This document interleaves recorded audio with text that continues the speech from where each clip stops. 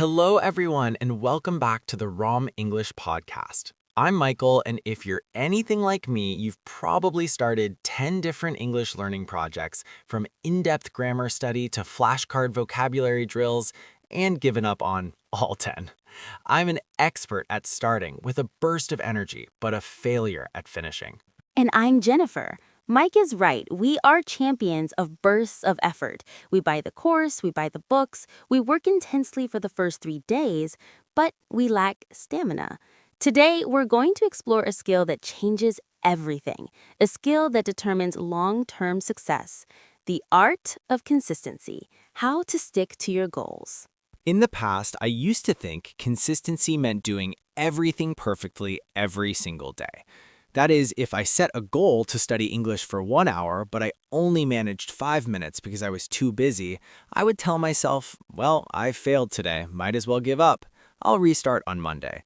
I was always looking for a perfect Monday. That is the consistency myth, Mike, and it is the #1 enemy of progress. Consistency is not about doing everything perfectly. Consistency is about showing up, even just for a little bit, even when everything is not perfect. It's about keeping the wheel rolling, even just an inch every day. Wow, showing up even just for a little bit, that takes so much pressure off. I remember when I tried to run 5 kilometers every morning. After 3 days, I was exhausted, my legs hurt, and I quit. If I had just walked for 5 minutes around the house, maybe I could have kept it up longer. I was killed by too much intensity. Absolutely. Your failure came from too much intensity. You relied entirely on motivation. Let's talk about the difference between motivation and system for a moment. Motivation is an emotion. It burns brightly on the first day, but disappears when it rains, when you're tired, or when you face a dry grammar lesson. The system is a rule. It doesn't care how you feel. It is designed to force you to perform the smallest action automatically. I realize it now. I was always waiting for inspiration to study English, and when inspiration didn't come, I procrastinated. So motivation will fail, but the system will save us. Exactly. This episode will give you 3 simple principles to build a system that ensures you don't quit after the first week. We will make sticking to your goals the easiest choice, an action that requires almost no thought. Get ready to turn big goals into small, manageable systems. Let's move on to step 1, lower the floor. This first step seems very counterintuitive, Jen. To stick to a goal, we have to do less? It sounds like a lazy person's trap. Exactly. It's the strategy of smart people. Step 1, lower the floor, not the ceiling. Remember, consistency is our only goal right now. The floor is the minimum viable action that you must do every day, the action you cannot fail. So what does lower the floor mean practically? Why not raise the ceiling, raise the goal?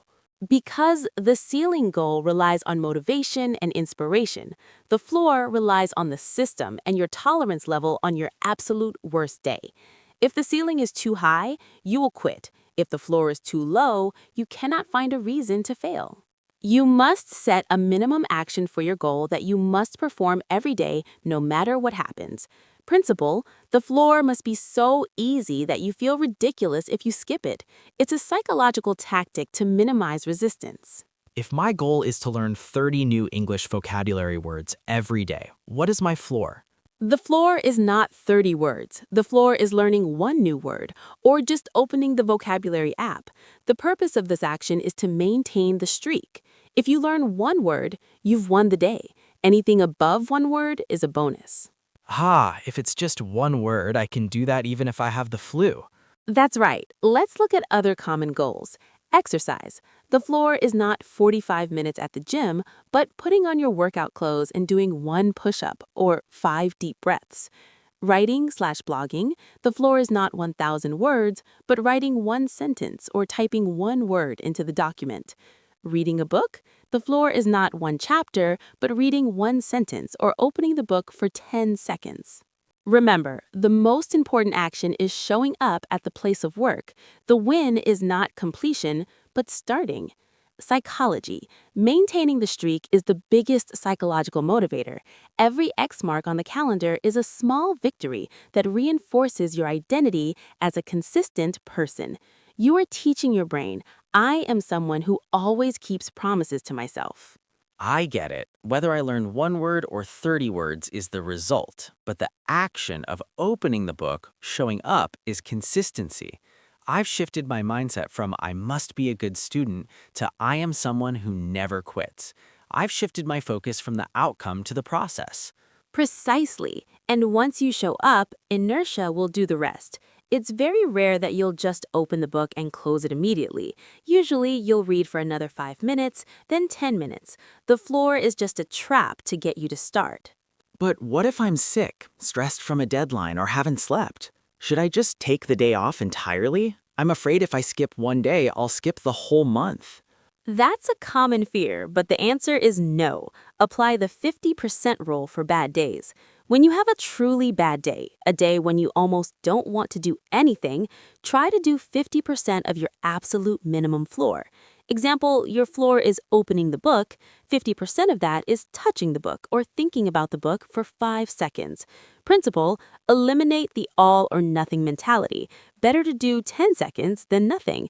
This preserves your streak and protects your identity as a consistent person. So lower the floor is a psychological strategy to ensure I always win. I'm not betting on inspiration. I'm betting on a small action that cannot be defeated. All right, Michael, we've established the floor, lower the floor, the minimum action that cannot fail. Step 2 will be to set up the system to protect that minimum action. Step 2 is about the system. We are going to make consistency an easy choice and quitting a difficult one. So we're building a kind of mental prison where escaping is harder than staying put. Exactly, a positive prison. We're creating barriers against laziness. This is the most powerful visual strategy. Use a calendar, an app, or a notebook to mark an X every day you complete the minimum floor. Principle: the human brain loves visual completion. When you see a long chain of X marks, you will feel a strong psychological drive to not break the chain. I will use a large calendar, mark a big X every time I open my English book. I can hang it right next to the fridge where I see it most often, so the whole family can see it. That is a public commitment. That's right. And remember, the length of the chain is a measure of your identity.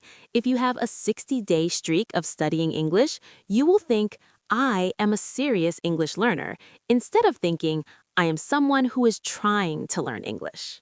I don't like being controlled, but I know I work better when someone is watching. Mild shame is a good motivator for me. That's evolutionary psychology, Mike. We're social creatures. Find a friend, colleague, or group to report your progress to weekly or daily. Principle: use positive social pressure to maintain commitment. You don't want to disappoint anyone, especially your accountability partner. You'll show up because you promised someone else. I will ask a colleague on the Rom English Podcast to ask me every Monday morning, Michael, did you write 7 English sentences this past week? Having to answer no will be a huge motivation. This is an advanced strategy using a concept from behavioral economics. Set up a small penalty if you quit. Psychology. The brain fears loss, a lost $10, more than it enjoys a gained $10. We are programmed for avoiding pain. I will commit. If I don't read 1 English sentence today, I have to transfer $5 to you, Jen, so you can buy coffee.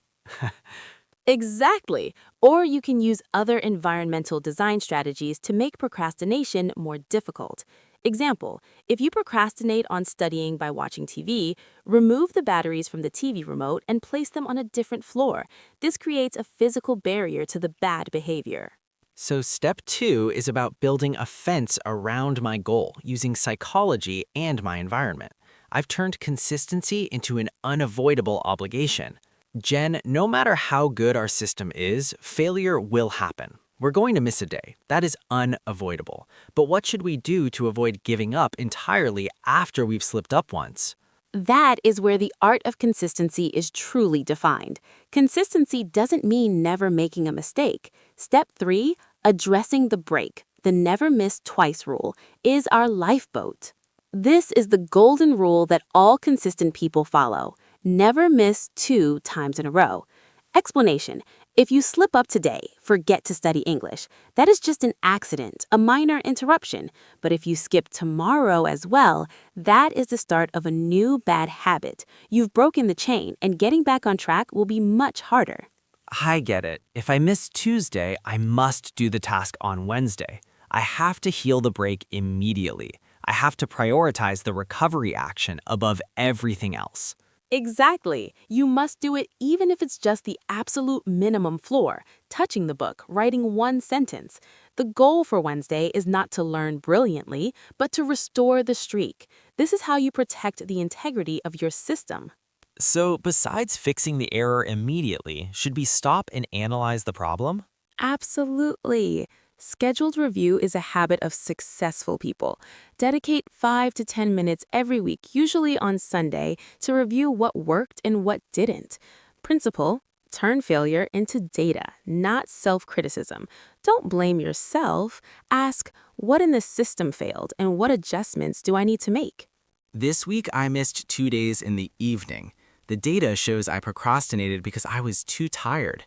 So the solution is not try harder, but to adjust the system.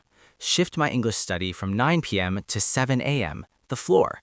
That's the mindset of a scientist, Mike. Failure is not your opponent, it is feedback for your system. Jen, when should I reward myself? When I reach the final goal, e.g., passing a certification exam, or when I complete 30 vocabulary words every day?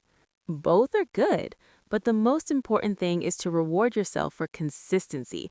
Example, completing 7 consecutive days rather than just achieving the final goal. Principle: the system is more important than the goal. Rewarding the system reinforces consistency. Your brain needs to be rewarded immediately for good behavior. So, if I maintain a 7-day streak of opening my English book, even if I only read 1 sentence, I'll reward myself with a comfortable movie night. I've linked a long-term reward to a short-term habit.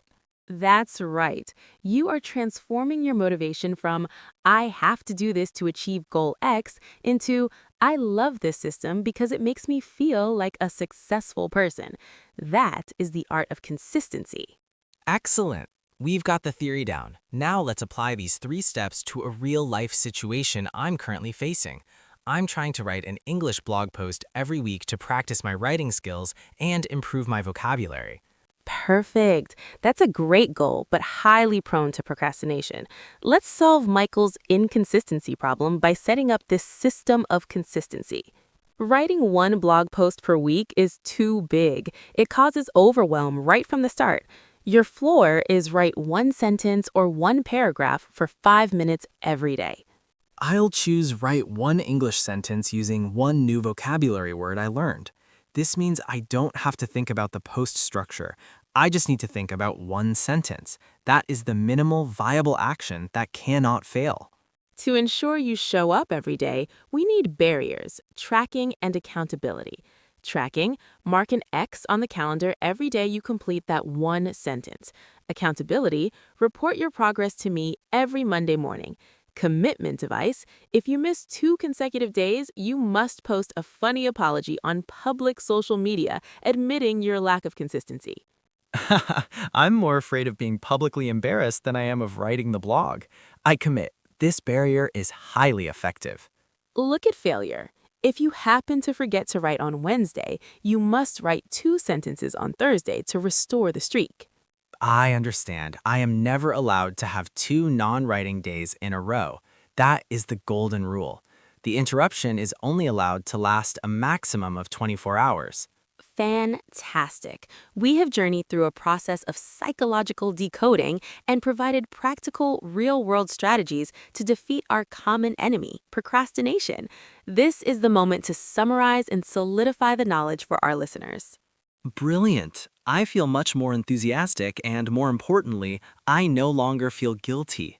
From now on, I know I'm not lazy. I just haven't had the right strategy. Exactly.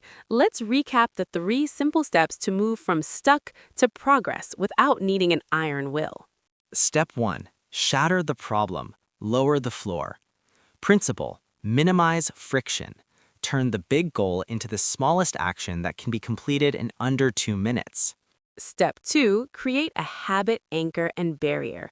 Principle, automate starting using habit stacking and design barriers to make quitting difficult.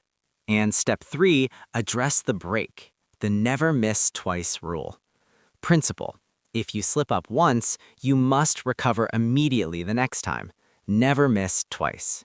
Wonderful. When you apply these 3 steps, you'll achieve something magical. You'll replace the procrastination loop with the progress loop. That small progress will be your biggest motivator. That is the Rom English Podcast promise to all of you. Never feel intimidated by big goals again. Just focus on the small steps right in front of you. And here is the Rom English challenge for all listeners. Set your minimum viable action that cannot fail for your current goal and commit to doing it for the next 7 days. Let's make procrastination history. Thank you for listening to this special episode. Don't forget to subscribe, and we'll catch you in the next episode. Wishing you a day full of momentum and learning.